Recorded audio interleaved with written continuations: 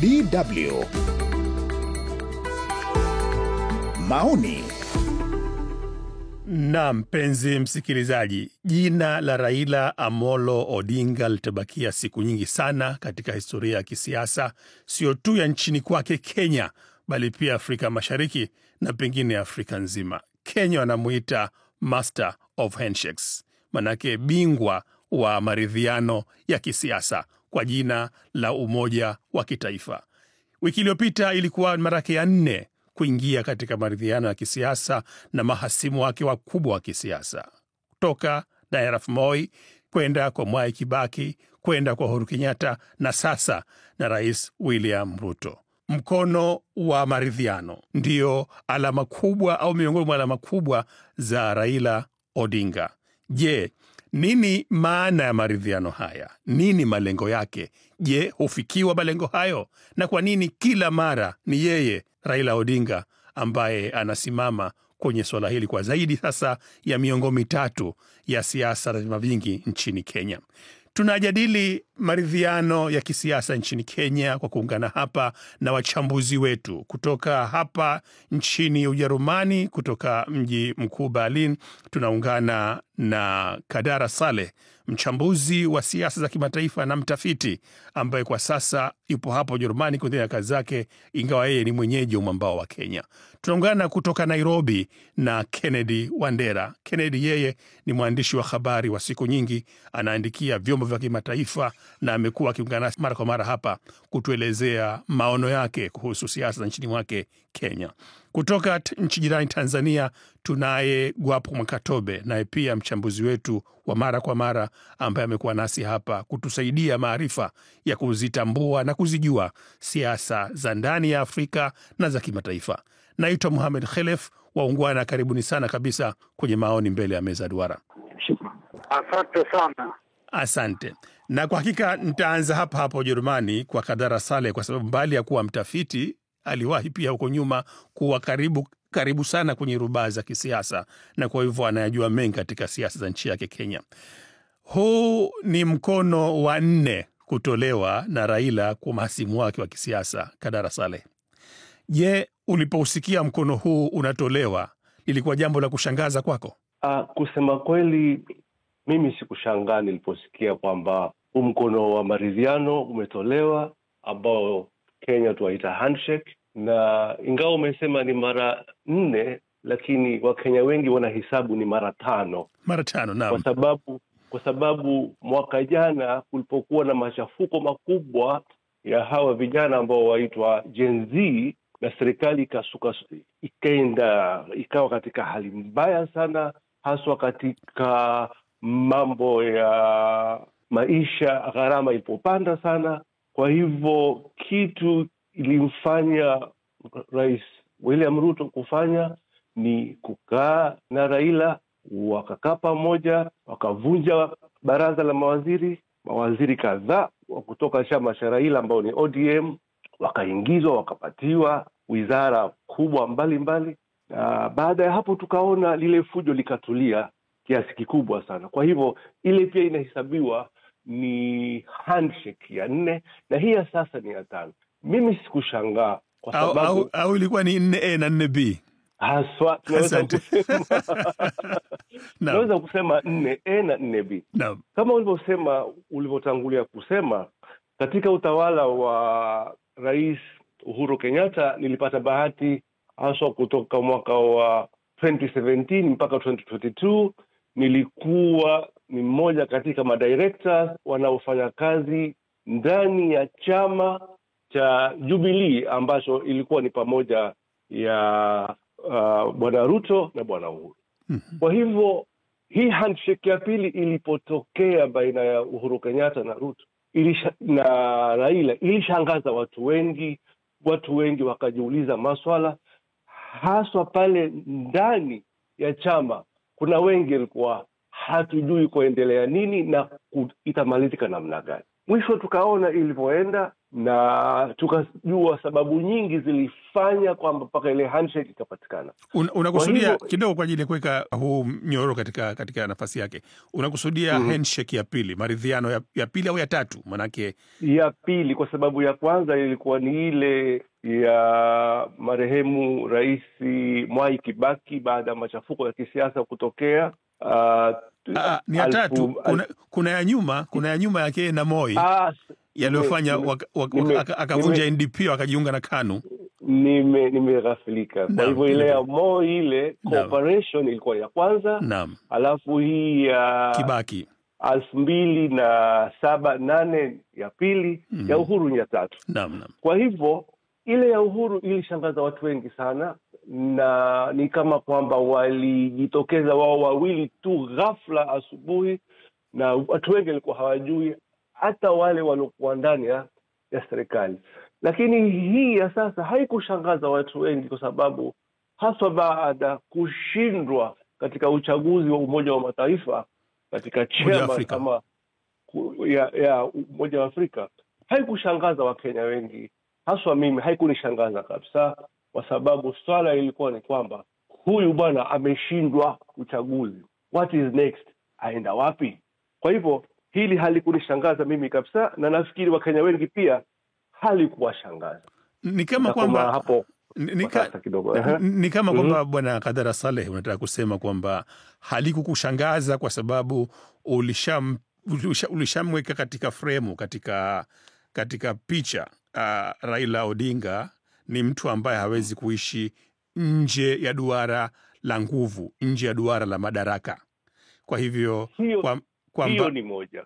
Naam, endelea mbele. Kwa nini haikushangaza na kusudia? Kwa hivyo hiyo ni sababu moja.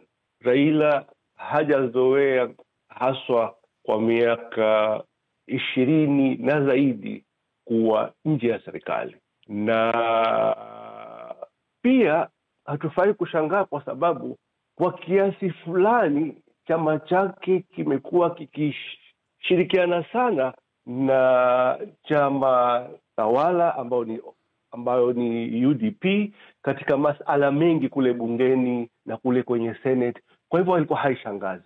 Na vile vile ndani ya baraza la mawaziri tuko na mawaziri wakubwa 3 4 ambao kule Mombasa tuko na Hassan Joho, lakini tukiangalia zaidi waziri wa fedha ama waziri ambayo yuko kwenye treasury atoka kwenye chama cha ODM. Kwa hivyo kwa njia moja au nyingine ODM ambayo ni chama cha Raila Odinga kimo ndani ya serikali kabla hii handshake kubwa. Naam. Ilivyofikiriwa na katika hisabu kubwa zilizopangwa za geopolitics na kisiasa, ni kwamba lau Raila angefaulu katika yale madaraka, cheo cha chairman kule Umoja wa Afrika, ingelikuwa ni sherehe kubwa sana, si kwa Wakenya bali kwa chama tawala na haswa kwa Ruto, kwa sababu headache kubwa ingelikuwa imeondoshwa katika njia ya mbeleni ya utawala wa Ruto, haswa katika uchaguzi wa 2027 ambao kampeni kama kwamba zishaanza Kenya already. Naam. Lakini kwa vile ile hisabu ile haribika, mtu kama Raila huwezi tu kumweka kwamba sawa tufanye kazi pamoja bila kumfikiria utampatia nini, atapata nini, na atafurahia cheo ambacho atapewa. Kwa hivyo hii handshake ambayo ni mwanzo wa mambo ambayo Wakenya wangojea kuyaona yatakuwa vipi, huyu Raila atapatiwa cheo gani, hii handshake ni mwanzo. Okay? No. Ni hatua ya kwanza ya mambo ambayo yatatokea hivi karibu. Kwa hivyo mimi hayakunishangaza, wachambuzi wengi Kenya hayakushangaza, na Wakenya wengi hata wale ambao hawana hibra au uzoefu wa mambo ya kisiasa pia haikuwashangaza sana, ingawa wengi wamekasirika kwa haya aliyoyafanya Raila juzi katika hii handshake. Naam, asante sana kakaangu Kadhara Saleh kwa kutufungulia na uchambuzi wako. Kwa nini halikuwa jambo la kushangaza kwa mkono mwingine wa maridhiano kutoka kwa kiongozi wa upinzani Raila Odinga kwenda upande wa serikali, utawala kwa rais wa sasa William Ruto na chama chake. Nitakuja sasa Nairobi kwako Kennedy Wandera. Umemsikia Kadhara Saleh, anasema hakushangazwa kabisa, lakini anatia matomotomo katika shakhsia ya kisiasa ya Raila Odinga, akimwona kama ni mtu ambaye ni samaki, hawezi kuishi nje ya maji. Ni mtu ambaye hawezi kuishi nje ya madaraka, nje ya rubaa za madaraka huwezi kumwacha kando. Hivi ndivyo ambavyo pia unamwangalia wewe Raila Odinga, au unamuona kwamba ni shujaa, kiongozi ambaye kila siku anaweka maslaha mbele ya taifa lake na kwa hivyo kunyosha mkono wa maridhiano ili kuileta Kenya pamoja? Naiona kwa njia tofauti sana.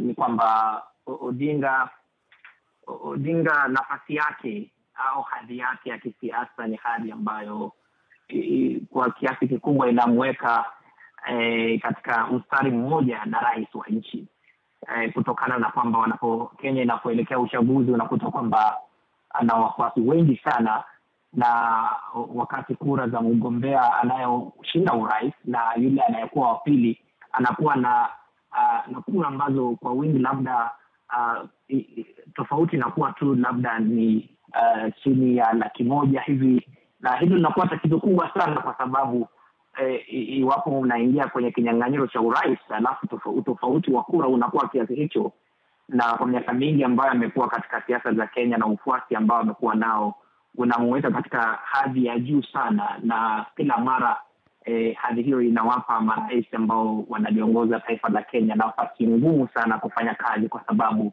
inaonekana kwamba sasa taifa ni kama limegawika katikati, nusu. Aliposhindwa kura ya kuwa mwenyekiti wa Umoja wa Afrika AUC, kwanza wapo walioeleza kwamba marais wa bara la Afrika wangemuona Odinga kama mmoja wao hadi kwenye hadhi ambayo ni sawia na hadhi yao.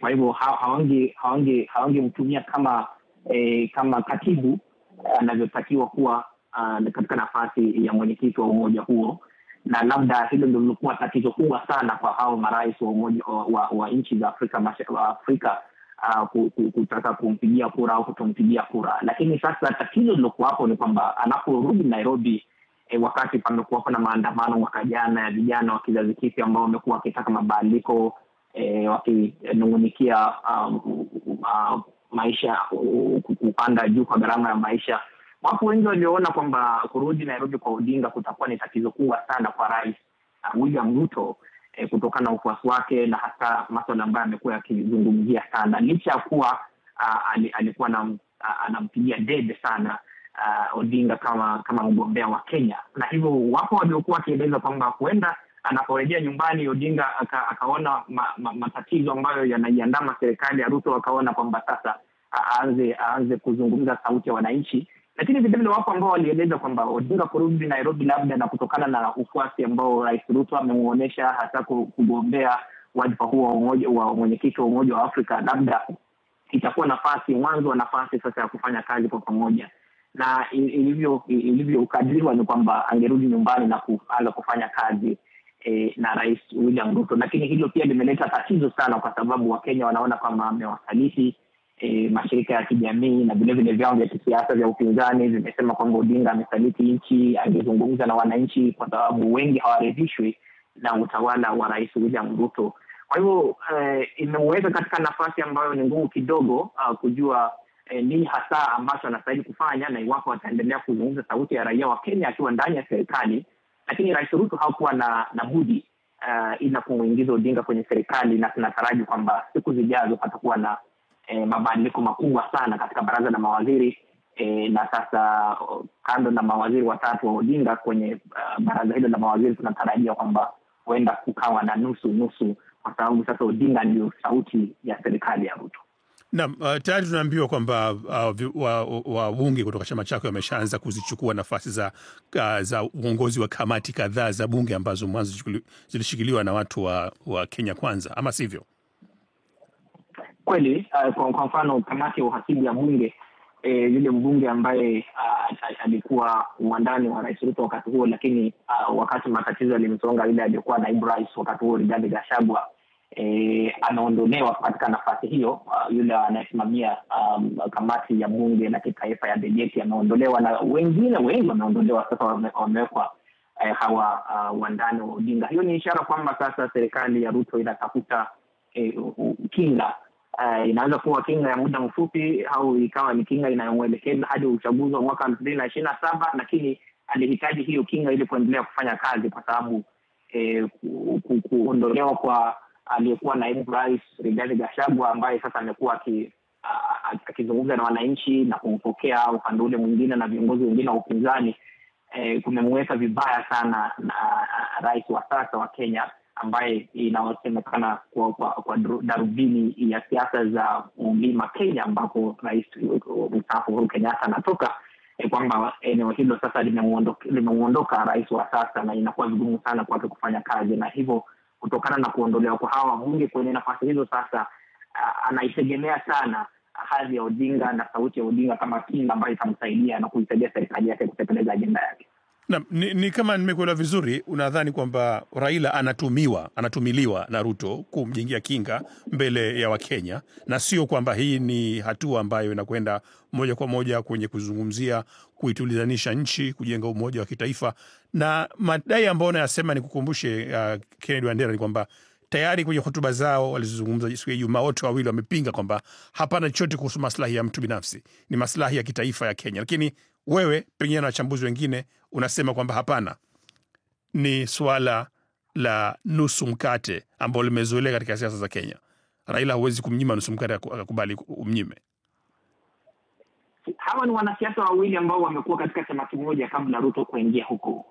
Walipokuwa vinara wa chama hiki cha Odinga, Ruto na Odinga. Lakini kile ambacho wamekizungumzia, kwa mfano Rais Ruto amekuwa akisema kwamba nchi imegawanyika na watu wanafaa kurejea pamoja. Nchi haijagawika kuwili. Nchi haijagawika. Kwa hivyo huwezi kusema kwamba kuna nchi kwa sasa tunataka umoja wa taifa kwa kumleta Odinga. Ndio maana unakuta kwamba shinikizo hizi na wale wanaosema kwamba Odinga ameenda katika serikali ya Ruto na wamekutana hao wawili, ni maslahi yao binafsi, kwa sababu kwa sasa taifa halijagawika kuwili. Kinachoendelea ni kwamba wanasiasa ndio wamegawika, na sasa kinachoendelea kwamba labda wanajaribu kutafuta maslahi, kukidhi maslahi yao. Kwa sababu unapoangalia mwaka jana wakati tulipokuwa na maandamano ya vijana wa kizazi kipya, hao maandamano hayakuwa ya sehemu moja ya nchi. Yalikuwa maandamano ya vijana kizazi kipya ambao wamesema kwamba wametelekezwa na nchi yao na utawala wa Rais William Ruto. Kwa hivyo kilichopo sasa ni kwamba kwa macho ya wengi ni kwamba Rais Ruto alijiona kwamba amevuliwa nguo na ile ngome aliyekuwa naibu rais Rigathi Gachagua, na sauti hiyo ilikuwa imepotezwa hasa pia katika mihimili ya bunge, na alihitaji wandani ambao wanaweza kumsaidia kuzungumza kwa ukakamavu, kwa sababu haingefikisha ajenda yake kwenye bunge wakati Odinga yuko upande ule mwingine na bunge wanautii au bunge tifu kwenye aliyekuwa naibu rais Rigathi Gachagua pia wako upande ule mwingine. Atabaki tuna wachache ambao hawangemwezesha kufanya shughuli hizo anazotaka kuzifanya hasa kupitia bunge, na ndivyo wengi wanasema kwamba kuja kuudinga katika nafasi hiyo na kuunga mkono Rais William Ruto kwa sasa ni kinga ambayo itamsaidia Ruto kumaliza mhula wake wa kwanza madarakani, na uwezekano wa kuwapo kwamba Odinga anaweza muunga mkono katika kura za mwaka 2027. Naam, nikushukuru tena Wandera kwa kutupatia ufafanuzi wako huo. Tuje kwako Makatobe, ukiwa nchini Tanzania. Nchi yako Tanzania imejaribu inavyoonekana kuingia katika maridhiano ambayo kwa hakika hayakufika mbali, kwa sababu baada ya Rais Samia kuja na ajenda yake ya R4, uvumilivu, uhimilivu, ushirikiano, ujenzi mpya, imeonekana kwamba sasa vyama vikuu kikiwemo chama Chadema kabla na sasa baadaye chama cha ACT Wazalendo, vyote vinasema kwamba Rais Samia ameyavunja maridhiano ambayo alianzisha yeye mwenyewe. Upande wa Zanzibar, serikali ya umoja wa kitaifa inaendelea kuwepo, ingawa ni legelege, kwa sababu yaliyotokea katika uchaguzi 2020. Unapoangalia maridhiano ya Kenya chini ya Raila Odinga, ukiangalia maridhiano ya Tanzania chini ya viongozi wa upinzani na chama cha tawala cha CCM, unaweka mlinganisho gani? Pana mpishano gani? Pana mfanano gani? Nimefurahi kuweza kusikia michango ya wengine wakitoa huko kwa jinsi siasa za Kenya zilivyo na sarakasi kubwa, wanavyoweza kupinduana, wanavyoweza kutukana, lakini pia wakaokotana, pamoja na kwamba huwa tunasema kwenye siasa hakuna uadui au urafiki wa kudumu. Lakini Kenya wameenda mbali zaidi kwamba hakuna takataka za kudumu. Kumbe unaweza ukatupa takataka jalalani, lakini baadaye tena ukazirejea ukaendelea kula. Ndiyo tuliyoyaona Kenya. Kwa Tanzania kuna utofauti mkubwa na siasa za Kenya, ndugu mwenyekiti, kwa sababu tangu 1977 chama kinachotawala ni kimoja tu, CCM. Hakujawahi kuwapo na chama kingine chochote ambacho kilikuja kushika madaraka. Kwa hiyo ni tofauti kubwa. Lakini pia kwa upande wa Tanzania hakujawahi kuwa na hoja ya upinzani yoyote ikaweza kupita, isipokuwa ni yale ambayo yanapitishwa na CCM, hasa huku kwa upande wa Tanganyika. Wengine wanasema Tanzania bara, lakini haipo. Tanzania ndio Tanganyika yenyewe. Kwa hakujawahi kutokea hata siku moja.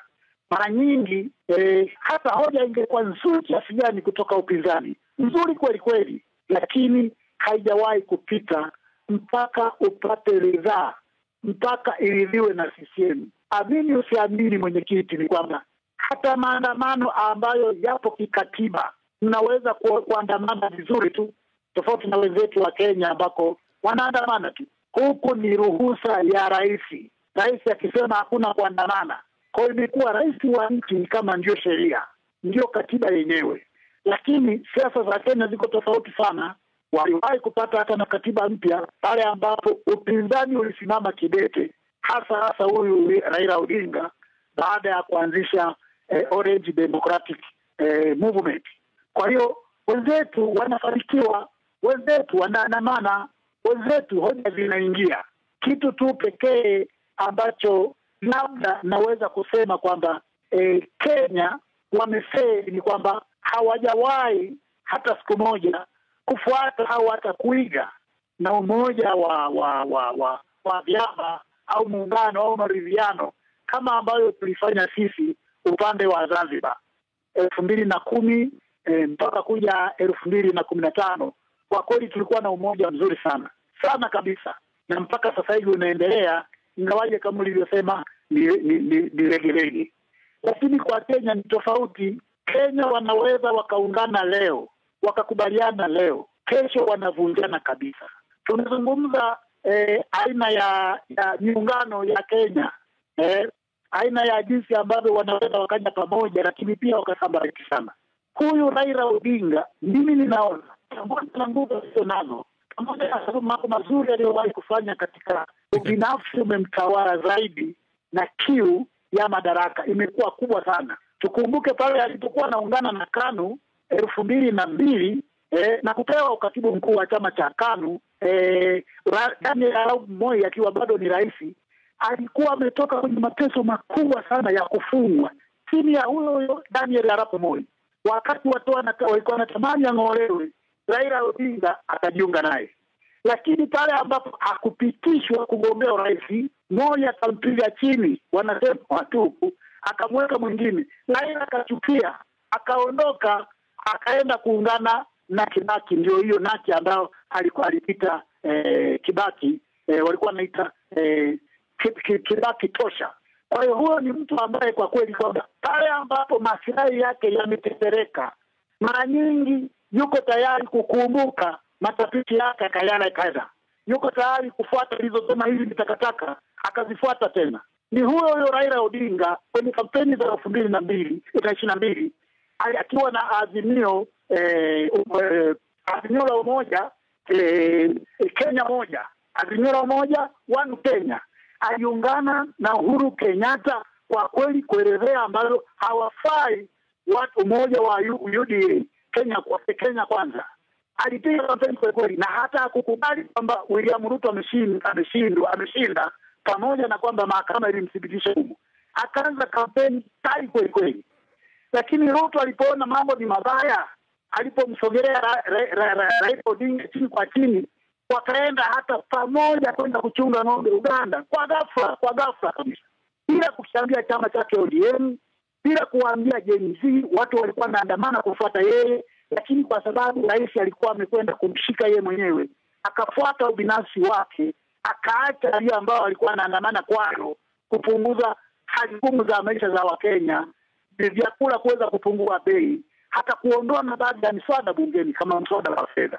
Huyu Raila Odinga anaonekana ubinafsi wake ni mkubwa, na ni mtu ambaye nafikiri katika maisha yake anaona kwamba bila kuwa na cheo chochote hawezi kuishi maisha yote, potelea mbali hata kama tuwatupa watu wengine mbali. Lakini angalau kitu kimoja ambacho nadhani ninavyohisi mimi hamumtendei haki Raila, kila hatua ya kisiasa ambayo Kenya imepiga, kutoka chaguzi za vyama vingi, kuja katiba mpya, kuja uhuru wa watu ambao wakujieleza walionao na vitu kama hivyo, kila pahala kuna alama ya Raila Odinga. Vipi mnamvua na hadhi yake hii na heshima yake hii na alama yake hii, kwamba yeye amekuwa mpambanaji wa kuyaleta yote haya katika kwa Wakenya, na mnamvisha tu guo la ubinafsi, la uroho wa madaraka, la ulafi? Kwa nini? Nisema ukweli kwamba kwa jambo lolote alilifanya likiwa zuri na lengo zuri, na nadhani alikuwa anafanya, na pengine anafikiria anafanya kwa ajili ya Wakenya. Lakini pia tukimpa sifa Raila Odinga mwenyewe kama Raila, tutakuwa tunakosea, kwa sababu nyuma yake amekuwa na ufuasi mkubwa wa wananchi, amekuwa na ufuasi mkubwa wa umma. Kwa hiyo badala ya kupata yeye mwenyewe sifa au credit kwa kigezo wanavyosema, tutakuwa tunakosea, kwa sababu watu wamemwaga damu, watu wamefungwa, watu wamepotea wakitetea demokrasia, wakitetea umoja wa kitaifa, wakitetea maisha bora. Ingawa yeye alikuwa kinaa pale mbele, lakini ni umma ambao ulikuwa nyuma yake. Inashangaza pale ambapo ghafla huo umma anautelekeza, anageuka, anaenda kuungana na vitu vingine. Na aidha mtu mmoja hapa ambao tulitegemea hata 2022 kwa kweli labda angeweza kupata hata huo urais, lakini watu walikuwa naangalia alivyo kigeugeu. Hata huyu aliyepo Ruto alikuwa anamsema sana kwamba huyu sio wa kumwamini, nikitendawili atageuka, huyu sio wa kumwamini kwa kweli, kwa sababu alikuwa anamuita, huwa unapokuja nusu mkate anasahau yote, anaupokea na udaka, na kwa kweli ameudaka. Lakini katika siasa zilizofanya, nadhani aliyefaidika na anaendelea kufaidika ni Ruto, kwa sababu baada ya kuparanganyika, kuachana na Gachagua, Gen Z kupamba moto, hakuwa na namna nyingine isipokwenda kumdaka Raila na kumwahidi kwamba atamsaidia kutafuta uwenyekiti wa Umoja wa Afrika, kamisheni ya Umoja wa Afrika. Naam, asante. Au tunaita tume. Kwa hiyo ni mtu ambaye anatanguliza zaidi ubinafsi kuliko umma unaofuata nyuma, ambao wakati wowote anautelekeza. Naam, asante na kushukuru sana Gwapo Mwakatobe kwa kutupa mchango wako na pia kutupa mfananisho baina ya maridhiano yanayotokezea nchini Kenya chini ya Raila Odinga na yale ambayo hutokezea nchini Tanzania. Narudi kwako Kadhara Saleh. Kadhara, uko rasi bado? Ndio. Nimemtupia swala hili Gwapo, na pia nitakutupia na wewe pia. Ni kwamba nahisi kama kwamba mnamdogosha sana Raila Odinga. Manake amesema Kennedy hapa, pamoja na yote hayo, zikija chaguzi ni shida kumshinda Raila zaidi ya kura 100,000 au kura 200,000 katika taifa ambalo lina milioni ya wapiga kura. Kwa hivyo pamoja na yote haya, kuna umma nyuma yake ambao unamfuata. Kama mkono wa maridhiano wake na Moi ulikuwa usaliti, kama wake na Uhuru ulikuwa usaliti, wake na Ruto Kibaki ulikuwa na usaliti, kwa nini ikawa kila mara hao ambao mnasema anawasaliti ndio ambao ukija uchaguzi wanamuunga mkono? Hii haionyeshi kwamba yuko pamoja nao na wanamfahamu kwamba anachofanya kwa ajili yao. Kwanza kabisa nakubaliana na baadhi ya maoni ambayo ndugu yetu Gwapo hapa ameelezea kwamba kama Wakenya hatuwezi kumpokonya Raila haki yake kwamba alipoteza muda mrefu na akapata mateso mengi sana katika kupigania ukombozi wa Kenya, ukombozi wa mara pili na wa mara tatu, na hakuna mtu ambaye katika watu wachache walioteseka kama alivyoteseka Raila. Na lakini kiongozi haswa ambaye amepata bahati ya kupendwa sana na watu kama Raila, huwa akitizamwa misimamo yake zamani, wakati wa shida fulani, wakati wa tokeo fulani, na mbeleni msimamo wake umekuwa namna gani. Na Raila, shida kubwa ni kwamba msimamo wake hubadilika mara kwa mara bila kujali maslaha ya Wakenya wala Jamhuri ya Kenya. Nipeane mfano mmoja kwamba ingawa Raila ameteseka sana, lakini hakuna kiongozi ambaye amependwa na watu na akapata support, akavutiwa bila watu kutarajia pesa kwake. Watu wachukulia hana pesa, na ingawa Raila akona mapesa chungu mzima alorithi kwenye miradi na kampuni tangu wakati wa babake, na siasa zake na mambo mengi kadha wa kadha. Amependwa sana na watu, lakini pia tusisahau lenye mwanzo lina mwisho. Raila wajuzi si wa leo. Raila saizi ni miaka 80 au zaidi, kitu cha kwanza. Kitu cha pili, Raila na kupendwa vyovyote vile alivyopendwa na watu, mambo hubadilika. Tuje kwa mfano wa juzi wa hivi vita vya dhidi ya ufisadi vilosimamiwa na vijana wa kizazi kipya Gen Z. Inavyojulikana Kenya, chama na mtu ambaye anaweza kukabili ufisadi na dhulma na serikali ilikuwa ni Raila. Lakini hawa vijana walituonyesha kwamba wakati umebadilika. Walimwambia Raila, kaa kando, tuachie sisi wenyewe, hivi ni vita vyetu. Kwa hivyo hawa vijana na hii revolution yao imetufundisha sana kwamba Kenya yaweza kuendelea, na imeanza kuendelea bila Raila. Kenya bila Raila. Asante. Naam, najua tunaelekea mwisho wa mazungumzo yetu, lakini pia ningependa kumpata tena hapa Kennedy Wandera na Agop Makatobe angalau mara moja wakizungumza haya. Kennedy Wandera, wewe ni hilo kundi ambalo naweza kusema wewe ni mdogo wangu, uko chini ya umri wangu, na kwa hivyo hata kama huko Gen Z moja kwa moja, lakini huko mbali sana na Gen Z. Unadhani kauli ya Kadara Saleh kwamba Kenya bila Raila inawezekana ina uzito wote panapohusika yaliyoko mitaani hivi sasa kumhusu Raila? Inawezekana, lakini tukisema inawezekana pia hatufai kupuuza mchango wake wa kuleta Kenya ambayo ipo kwa sasa. Kenya ambayo inaweza kujitegemea bila Raila. Amekuwa mpambanaji wa kweli, hasa mageuzi ambayo yanahitajika kikatiba, kimfumo na kiuongozi, kiutawala nchini Kenya. Na ni wachache tu ambao tunaweza wataja kwamba wapambanaji wa jadi wa zama hizo kwa sasa bado ana nguvu kama za Odinga. Amekuwa mhimili katika siasa za Kenya miaka hiyo yote, na mchango wake ni mkubwa sana, hasa vile vile kuendeleza mfumo wa sheria nchini Kenya, hasa mabadiliko ya uchaguzi kupitia katiba ya Kenya, kuwapo na juhudi za watu kusimamia mihimili na hitajika katika utoaji wa haki kwa wananchi, kufikia haki katika mahakama na kadhalika. Kwa hivyo mchango wake umekuwa mkubwa sana, lakini tunaposema kwamba sasa Kenya inaweza kusonga mbele bila Odinga, ni kweli, kwa sababu amekuwa mpambanaji wa kweli, na kwa kweli taifa linafaa kusonga mbele hata ikiwa hata kuwepo. Lakini nieleze kwamba ulipouliza swali la awali kwamba mbona hatutambui mchango wake upo, na hilo haliwezi kufuta. Simu ya Wandera imekatika.